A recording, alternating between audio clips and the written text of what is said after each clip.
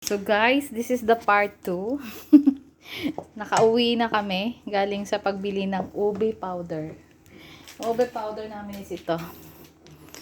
Binili namin to sa Pinoy Mart. Kompleto yung Pinoy Mart. Kaya maganda. Magkano nga ba ito, te? 7 dirhams. So, nasa 100 pesos mga ganun. Tingnan nyo ang aming ube. Blue-green ang kulay. Grabe. So guys, lalagay na namin tong ube powder. Titignan ko. Who's that? Hello? Huh? Gray? Who is it? He wants to come in. Hi, good evening. So guys, hindi ko makita yung whisk. Gaganito ko na lang muna. I think more milk. Unti-unti lang. Dahil nga madami yun. So I don't know actually how many milk or powder ng ano. Kailangan namin yung blue-green. Maging violet talaga siya, guys.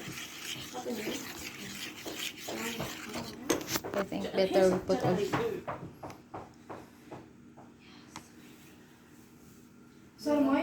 Para lang maging violet talaga yung blue-green naming ube.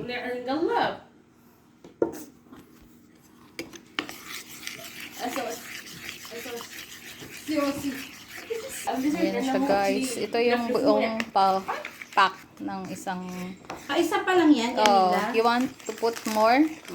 Because isang pack lang muna. Later on. Hindi na yung pwedeng isang- kalahati, isa't kalahati. Or maybe. Sige, try mo. Hindi kita pa. So, guys, ito na ilalagay na namin. Ay! It's just become So, hindi na talaga. Hindi na talaga, guys. Walang nangyari. So, naglakad pa kami. Wala. Ayan na yun. Tuwang-tuwa na sila. So, 2 oras nilang hinalo-halo to, guys. Grabe. So, nanghihingi sila ng treat. please don't sell ube if you don't know how to make. Yeah, true. Busek. Also, not to put food coloring, please. Stop invention. Yeah, what to do? Maybe the mixing of the Bubudburan color na that ng she want to create a purple. She mixed Okay, different there's colors. literally food coloring color. Yeah, that is the new invention of ube. Yan. Ube halaya is green. Mm. So, guys, mas masarap siya nung nilagyan namin ng Swear. ube powder na seedlings. Pero yung kulay hindi talaga Hindi pa yan. wala. Pero, carry na to. It's better than, kasi kanina, mapait yun eh. Talaga yun. Ngayon, mas masarap na siya. Pero, hindi talaga nagbago yung kulay niya.